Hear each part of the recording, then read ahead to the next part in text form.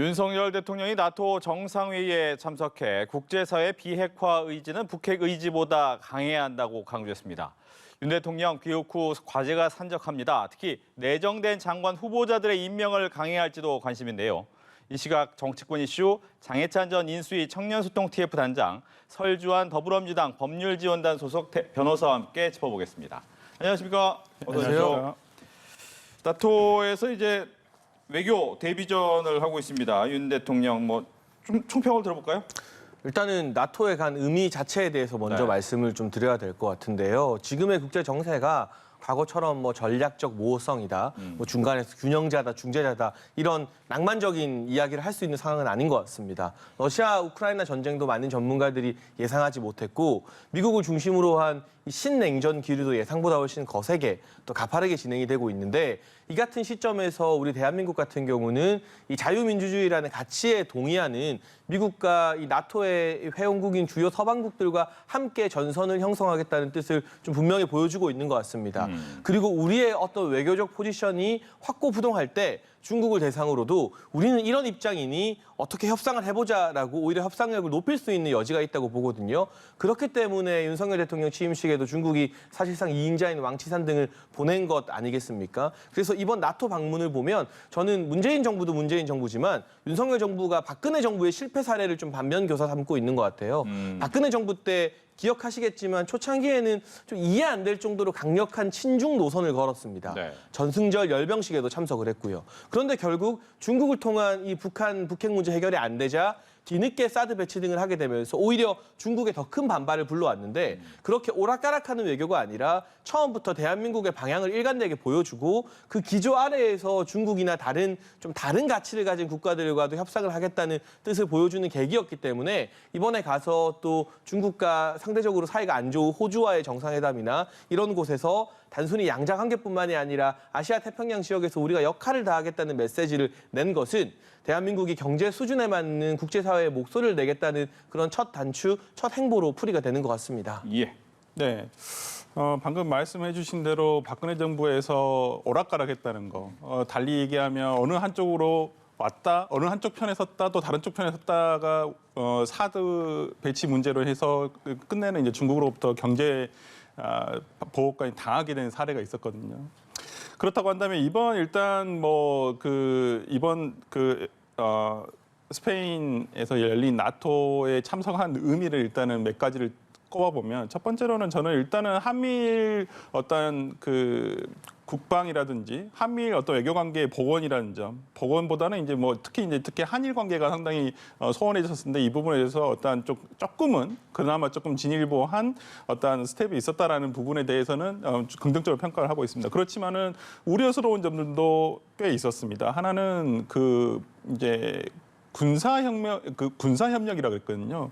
국방협력이라는 것이 그러면 앞으로는 한미일 군사 훈련도 같이 하게 된다는 얘기고 그런 것들이 곧 북한 플러스 그다음 중국 이렇게까지 또 대치 전선으로 이어지지는 않을까라는 것이고 이런 점에서 이제 민주당 쪽이나 어떤 일각에서 이번 우려를 하는 것은 경제적인 부분입니다. 일단 외교라는 것은 대한민국의 실리를 위해서 하는 것이거든요. 그렇다고 했을 때 이번에 러시아라든지 중국을 어찌 보면 기존에 이제 나토는 러시아를 상대로 한 어떤 그 전선이었는데 지금 중국을 거의 포함시키자는 의견이 있잖아요. 그래서 이번에 아세안에서 그러니까 한국, 그다음에 호주라든지 뉴질랜드 이런 4개국이 초청이 되지 않았습니까? 근데 여기에 우리가 과연 군사 협력을 통해서 과연 하는 것이 경제적으로 우리가 지리적 여건상 중국하고도 상당히 수출입 관계도 상당히 많은 편이고 그다음에 러시아와 관계에서도 우리가 수출하는 것도 있지만은 수입하는 물품들이 상당히 중요한 것들이 있거든요. 그런 부분에 있어서 우리가 경제적인 보복을 당하지는 않을까라는 어떤 걱정이 있어서 이번 회담에서 긍정적인 면도 있지만은 상당히 앞으로 우려가 되는 부분들도 있다고 할 것 같습니다. 네. 경제적인 실리를 찾을 수 있겠느냐라는 부분에 대한 이야기입니다. 이제 과거에 경중안미라는 말을 많이 썼죠. 경제는 중국과 안보는 미국과. 그런데 정세가 많이 변하고 있고요. 미국 같은 경우는 과거 트럼프 전 대통령은 굉장히 감정적으로 중국 문제를 대했다면 바이든 행정부 같은 경우는 나토 국가들이나 동맹국들과 합세해서 대중전선을 매우 철두철미하게 지금 쳐나가고 있습니다. 특히 반도체 분야에 있어서 중국과 초격차를 유지하겠다는 미국의 의도가 아주 노골적인데 우리가 지금 중국 내 반도체 공장을 짓고 수출하는 것도 알고 보면 최종적인 종착지는 미국이나 유럽의 국가들이에요. 그런데 그 중간에 조립 과정에서 중국을 거쳐가는데 이건 제가 봤을 때 약간의 타격은 있겠지만 충분히 수정이나 또 다른 루트를 통해서 대체지를 찾을 가능성이 있습니다. 동남아가 그 대안이 될 수도 있는 것이고 인도도 마찬가지고 또는 유럽의 상대적으로 물가가 저렴한 동유럽 국가들과 이번 나토에서 좋은 관계를 맺어놓으면 또 다른 활로가 뚫릴 수도 있는 부분이고요. 문제는 언제까지 경중안미라는 이 우리의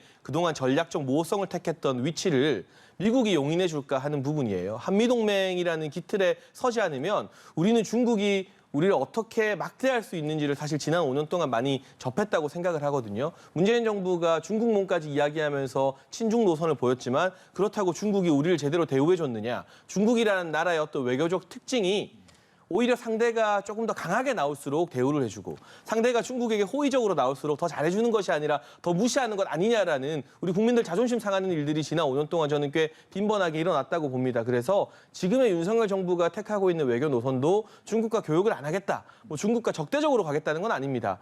이번에 신임 경제안보 비서관으로 임명된 왕윤종 비서관 같은 경우는 모 기업에서 평생 중국 일을 했던 중국통이거든요. 그러니까 중국 교역을 무시했으면 그 자리에 또 미국 전문가나 다른 전문가를 앉혔겠죠. 그렇지 않지만 보다 확실한 한미동맹 노선이나 이 자유민주주의 연대 노선을 취할 때 오히려 역설적으로 대중 외교에서의 협상력, 우리의 목소리가 더 커지고 중국도 우리를 함부로 쉽게 보지 못하고 오히려 더 많은 것을 내어줄 수 있는 보다 동등한 외교 관계가 형성될 수 있지 않겠느냐라는 기대감이 있는 것 같고요. 이번에 마드리드에 동행한 최상목 경제수석이 어제 기자들에게 브리핑한 것을 보면 언제까지 우리가 대중무역을 가지고 흑자를 내는 지난 20년의 호황이 계속 이어질 거라고 기대하면 안 된다라는 뼈아픈 말을 했습니다. 저는 냉정한 현실 인식이라고 생각을 하는데요.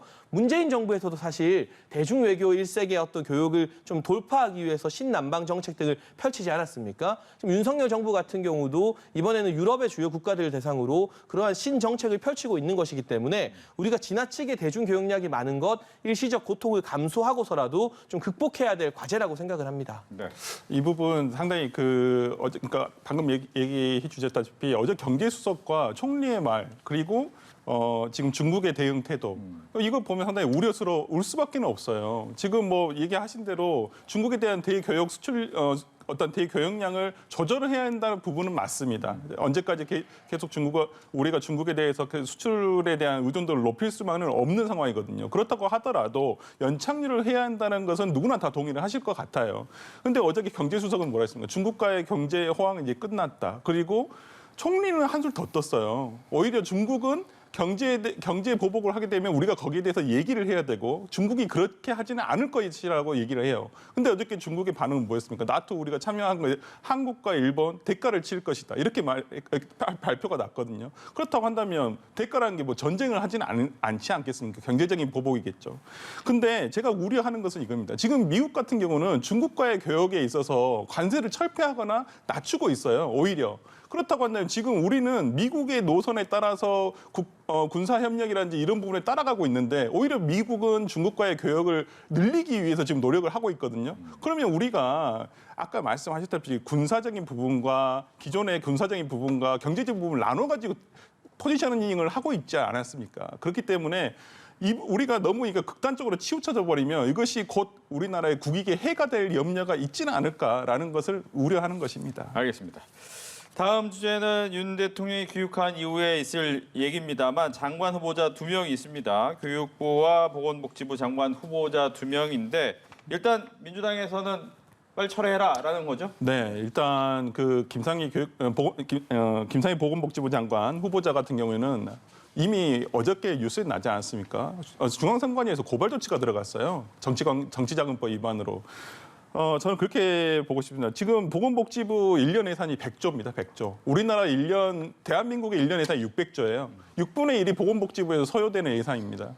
그런데 지금 김성희 보건복지부 후보자 과거에 정치자금법 위반 뭡니까? 정치자금으로 자신의 차량을 자기가 관용 차량을 사용을 쓰기 위해서 인수하고 정말 소소하게 이런 정치자금법을 위반했다는 거예요. 정말 공사가 구분이 안 된다는 것이거든요. 그렇다고 했을 때 이분에게 그러면 정말 생선을 생선 가게를 고향한테 맡기는 꼴밖에 안 된다고 봅니다. 그렇기 때문에 이분에 대해서 참 저는 윤석열 대통령이 여성에 대한 비율을 높이신 건 좋은데 참 좋은 분을 자질이 누구나 동의할 수 있는 자질이 좋은 분을 이렇게 오히려 임명을 하시려 했었으면 더 좋지 않았을까 생각이 드는데 이 부분은 굉장히 안타깝고 저는 뭐 교육부 장관 박순애 장관도 상당히 지금 교육계 내에서도 어떤 지지를 못 받고 있는 상황이지만은 김승희 후보자 같은 경우에는 저는 일단 철회를 하시는 게 오히려 국민 모두가 거의 알고 있지 않나라는 생각이 듭니다. 당내에서는 어떻습니까? 그러니까 저는 사실 이 보건복지부 장관 후보자인 김승희 후보자 같은 경우는 정치자금법 문제 선관위가 수사 의뢰를 했습니다만 다퉈볼 여지가 좀 있는 것 같아요. 그리고 액수가 그렇게 크지 않기 때문에 본인의 소명을 들어보는 청문회 절차가 좀 필요하다고 보고 오히려 국민 정서상으로는 이 만취 음주운전 의혹이 있는 박순애 교육부 장관 후보자가 조금 더 심각하지 않나. 왜냐하면 음주운전을 한 것도 문제지만 그 당시에 굉장히 높은 이 알코올 도수라고 해야 되나요? 제가 뭐라 표현해야 될지 잘 모르겠습니다. 혈중 알코올 농도겠죠. 농도, 네. 그게 나왔음에도 불구하고 선고유예라는 좀 이례적인 판결이 나왔거든요. 왜 선고유예가 나왔을까? 여기에 대해서 언론이 많이 질문을 하고 있지만 청문회에서 밝히겠다는 답변 외에는 구체적인 이야기를 아직 듣지 못하고 있어요. 보통 이 정도 농도가 나왔을 때 선고유예가 나오려면 피치 못할 사정이 있었다는 게 법원으로부터 인정을 받아야 되는 거예요. 그러면 그 피치 못할 사정을 저도 들어보고 이게 정말 인간적으로 법으로는 해서는 안 되지만 인간적으로 그럴 만한 사정이 있었구나라고 한다면 우리 국민 여론도 좀 달라질 것 같은데 그렇지 않는다면 저는 이건 더 심각해질 수 있는 문제라고 보거든요. 그래서 저는 이 박순애 교육부 장관 후보자에 대해서 개인적으로 제가 여당 소속이지만 좀 부정적인 마음과 의혹을 더 크게 가지고 있고요. 이 두 분에 대해서 본격적인 청문을 하기 위해서라도 국회 원구성이 빨리 돼야 되는데 다만 그 부분에 대해서는 이 법사위 가지고 자꾸 이거 달라 저거 달라 민주당이 더 요구하면 안 됩니다. 네. 이를테면 제가 누구에게 돈 빌려줬는데 빌려준 돈 받을 차례 됐는데 내가 돈 갚는 대신에 이거 해줘 저거 해줘 하는 게 말이 안 되는 거잖아요. 법사위를 둘러싼 원구성 논란이 딱 그렇거든요. 그러니까 민주당은 민주당대로 법사위원장 깔끔하게 좀 양보하시고 양보가 아니죠. 약속을 지키시고 그 대신 국민의힘은 국민의힘대로 두 명의 장관 후보자에 대해서 국민적 의혹에 입각해서 여당이라고 무조건 방어만 하는 것이 아니라 아닌 건 아니라고 좀 말하는 그런 수준 높은 청문회를 빨리 열어야 될 의무와 책임이 국회에 있는 것 같습니다. 즉 내일 단독 국회 해가지고 네. 원구성하지 마라 이 얘기입니다. 원구성 빨리 해야 되지 않겠습니까 지금? 근데 단독으로 네. 의장 선출해도 되는 겁니까? 네, 일단은 법적으로는 문제가 없을 것 같습니다. 그러니까 뭐 지금 국민의힘에서는 어떤 이거 법적으로 소송을 뭐 법적인 제기를 하겠다라고 하시는데 네. 일단은 뭐 원구성 그러니까 그 본회의 구성 요청에 대한 것은 충분히 뭐 정족수가 충분하고요. 그다음에 국회의장 같은 경우에는 과반수의 찬성만 있으면 되거든요. 그렇기 때문에 뭐 지금 민주당으로서도 충분히 하고 기존에 지금 문제가 되는 것은 국회의장이 아니지 않습니까? 지금 법사위원장 때문에 그런데 민주당에서 법사위원장 국민의힘 해라. 당초에 그 과거에 그 김기현 원내대표와 예를 들어서 그 윤호중 원내대표가 합의한 대로 법사위원회에 대한 어떤 위상을 조정을 하자라는 것이거든요. 그거에 대해서 약속을 해주라. 그리고 이제 지난번에 통과가 된 검찰청법, 형사소송법 후속 조치로서 사개특위에서 논의를 하자라는 것이거든요. 사개특위가 안 열린 게 아니에요. 구성이 돼 있는데 위원 추천을 안 하고 있지 않습니까? 국민의힘에서. 이렇게 그냥 후속 조치를 안 하고 있기 때문에 이 부분에 대해서 당초에 정말 권성동 원내대표 이 손바닥 뒤집기 하듯이 이렇게 참 책임감 없으신데 이 부분에 대해서 당초에 그 국회의장 박병석 국회의장과 함께 합의했던 대로 이것을 좀 지켜달라라는 것이죠. 예. 일각에서 권성동 대표가 알짜 상임위 주고 법사위 우리가 받아오고 법사위 주자 뭐 이런 얘기도 나왔다고 하는데 가능성이 있는 얘기입니까? 근데 저는 이게 협상 대상이 아니라니까요. 빌려준 돈 받는데 네. 채무자가 내가 돈 갚는 대신에 이것도 해주고 저것도 해달라고 하는 게 사회적 상식으로 말이 되는 일인가요? 그냥 법사위 전반기에 민주당이 가져갔고 하반기에 야당이 아니라 국민의힘이라고 딱 명시해서 합의를 했으면 그 합의 지키는 게 맞아요. 그리고 사개특위는 검수완박과 연동된 문제인데 지금 법무부에서는 검수완박에 대해서 위헌 소송 쟁의에 들어갔습니다. 국민의힘에서도 이거 헌법재판소에 지금 신청을 해놓은 상태고요. 그러니까 검수완박이라는 민주당이 일방적으로 국회를 운영해서 밀어붙인 법안 자체를 국민의힘과 집권 여당 정부는 받아들일 수 없다는 입장이에요. 그런데 그 검수완박이 통과될 것을 전제로 하는 검수완박 시행을 전제로 하는 사개특위에 참여한다는 건 앞뒤가 안 맞는 노릇 아니겠습니까? 그렇다면 민주당도 이걸 자꾸 서두를 것이 아니라 검수완박 서둘렀다가 지방선거 대패했잖아요. 그러니까 최소한 헌법재판소에서 검수완박 위헌 소송에 대해서 어떤 판결을 내리는지 지켜보고 이게 위헌이 아니다, 합헌이라고 판결 나면 그때는 국민의힘도 윤석열 정부도 어떻게 할 도리가 없거든요.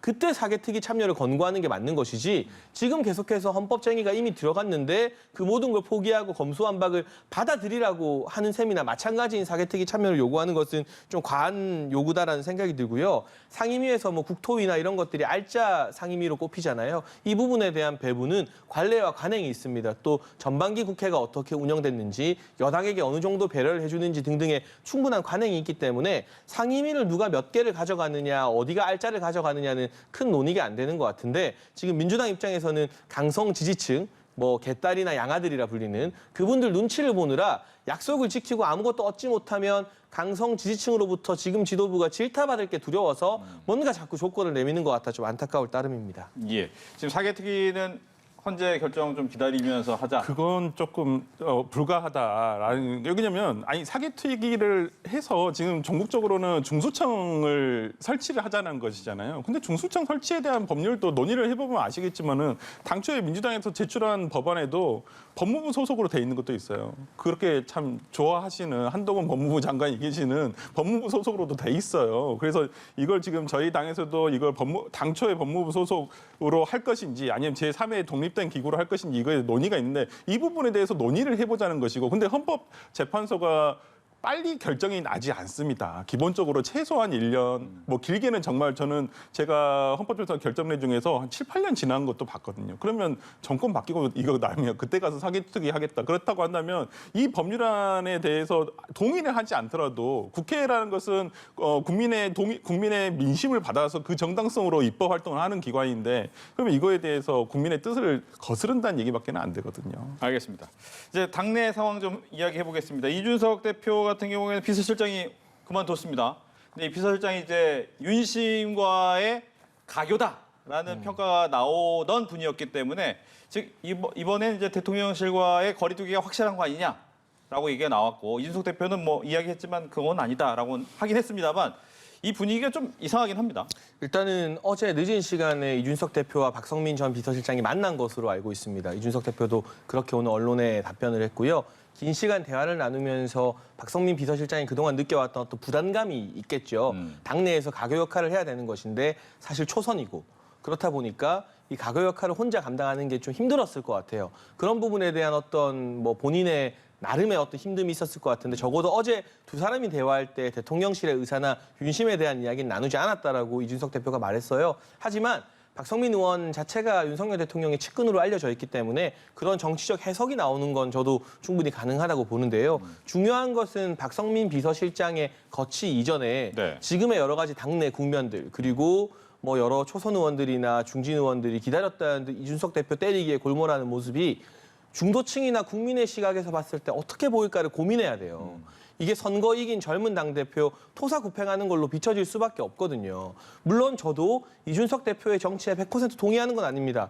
아닐 때는 아니라고 말하기도 하고 공개적으로 막 싸우기도 했어요. 그러나 지선과 대선을 이긴 당대표를 당이 전부 뭐 이렇게 똘똘 뭉쳐서 경상도 사투리로 다구리라고 하죠. 방송에서 써도 되는지 모르겠습니다만 이렇게 다구리 놓는 모습을 보여주는 게 과연 국민들에게 집권 여당이 제대로 평가받는 길일까? 굉장히 의문스럽고요. 윤리위 같은 경우도 그런 당내 중진들의 어떤 영향력 아래에 있는 것이 아닐까라는 의심을 배제하기가 힘듭니다. 그렇기 때문에 어떤 결론이 날지 모르겠지만 이런 식으로 지금 이 민생 전선이나 민주당과의 어떤 거대 야당 대야 투쟁 전선이 아니라 30대 당대표 투쟁 정선에 국민의힘의 많은 자원들이 차출되는 지금의 모습들 국민들이 굉장히 부정적으로 평가할 거라고 생각합니다. 예. 그렇다고 궁금한 점은 지금 당권을 갖고 온다고 해서 공천권을 갖고 올 수도 없는 상황인데 왜 1년이나 남은 이 당대표를 흔드는 모습을 보이는 겁니까? 잘 모르겠어요. 사실 당원 당규상 이제 자녀 임기가 6개월 이상 남았을 때는 새로 비대위원장이 되든 전당대회를 통해 당대표를 뽑든 남은 임기까지밖에 못 하거든요. 그렇죠. 그러면 공천과는 무관해지는 겁니다. 만약에 조기 전대가 열린다고 하여도 비대위원장이 들어선다 하여도 근데 그걸 또 당원 당규 개정을 통해서 새 당대표가 2년을 할 수 있다라고 바꿀 수도 있다고 해요. 당원 당규를 개정하게 되면. 하지만 저는 그런 정치적 부담은 너무 클 거라고 보여지고 결국 판단에 대한 차이라고 생각하는데요. 저도 그렇고 아마 국민의힘 의원들도 그렇고 윤석열 정부가 성공하게 말하는 마음은 똑같을 겁니다. 다만 일부 의원들 같은 경우는 이준석 대표를 리스크로 보고 이준석 대표를 당대표 자리에서 물러나게 하는 게 집권 여당 똘똘 뭉쳐서 정부 성공하는 데 도움이 된다고 판단하는 것 같은데 제 개인적 정치적 판단은 누가 친하고 가깝고 친소 관계를 떠나서 이런 식으로 이준석 대표를 물러나게 만들면 윤석열 정부의 국정 운영이나 국정 동력에도 치명타가 된다고 보기 때문에 제가 계속 반대하거든요. 전 다 친해요. 누구랑 뭐 더 친하고 이런 거 없이. 그런 의견 차이인데 최근에 여론조사 하락이나 이런 게 저는 이준석 대표를 당 중진들이 또 당의 의원들이 나서서 공격하는 것과 무관하다고 보지 않습니다. 그래서 윤석열 정부의 성공을 바란다면 임기 1년이나 남은 선거 2번을 승리한 젊은 당대표를 흔들지 않고 그냥 1년 동안 잘하는 거 못하는 거 국민과 당원이 평가할 수 있게 일단 좀 냅둬 보는 게 필요하지 않나라고 생각합니다. 알겠습니다. 민주당 얘기하겠습니다. 네. 민주당은 97그룹이 전면에 나섰네요. 네. 즉 보니까 강병원 의원, 박용진 의원, 강훈식 의원이 당권에 도전하겠다라고 네. 얘기가 나왔는데 즉 이재명 의원이 당권 도전이 거의 기정사실화되기 때문에 이재명 대 97 세력 이렇게 네. 보여집니다. 네, 뭐 일단은 참 그나마 다행인 면이라고 봅니다. 뭐 누구는 맨날 불출마 경쟁만 있었었는데 네, 나오지 마라. 네, 나오지 마라. 이게 경쟁만 있었는데 이제는 드디어 누가 나오겠다, 내가 하겠다 이런 정말 이런 움직임이 있어서 저는 다행이다 생각하고 뭐 소위 양강 양박이라고 하죠. 네 명의 의원님이 계시는데 저는 일단은 뭐 출마를 하셔가지고 당원의 선택을 받아보시는 것은 뭐 좋다고 생각합니다. 네. 뭐 이분들끼리 그리고 일단 전당대회라는 것이 작년에 우리가 국민의힘 이준석 대표의 어떤 당대표 선거까지 선발되기까지의 과정을 봤지만은 정말 좀 다이내믹한 면도 있었었고 어찌 보면 선거 과정과 그 결과에 있어서 이준석 대표가 이기기를 바라는 어떤 국민적인 관심도 굉장히 많았었거든요. 저는 민주당이 이런 부분을 국민의힘에 배워야 한다고 봅니다. 그러니까 전당대회는 하나의 잔치집이 돼야 돼요. 누구 나오지 말아라, 누구 오지 말아라. 이런 뭐 정말 잔치집에 왜 사람을 못 오게 하는지는 모르겠어요. 서로 가서 재밌게 하고 이 장을 재밌게 만들어보는 게 중요하다고 보거든요. 저는 그런 면에서는 이 양강 양박 이 97그룹 세대들이 출마를 한 거에 대해서는 상당히 긍정적이라고 보고 좀 더 재밌는 전당대회가 이루어졌으면 좋겠지만은 한 가지 우려스러운 부분은 이 97그룹이라고 하는 분들이 과연 자생적인 어떤 뭐 지명도라든지 경쟁력을 가지고 있는지 누군가 뒤에서 밀어줘서 앞으로 떠밀려 나오는 것은 아닌지 이런 부분들은 좀 한번 고민해볼 그럼 필요가 이른바 있다고 나오는 봅니다. 어대명, 네. 어차피 대표는 네. 이재명이야라는 네, 네, 네. 것처럼 되는 겁니까? 뭐 개인적인 아주 저 개인적인 의견으로는 얼마 전 여론조사도 결과도 있고 굉장히 경쟁력 차이가 크거든요. 저는 아직 뭐 전당대회까지 시간이 좀 있다고 보고요. 저는 뭐 향후에 이 전당대회 과정에서 당대표 선거 과정에서 어떻게 또 이렇게 지형이 그려지느냐에 따라서 조금은 또 변화 가능성도 있다고 봅니다. 알겠습니다. 이렇게 해서 정치권 이슈 두 분과 함께 이야기 나눠봤습니다. 오늘 얘기 잘 들었습니다.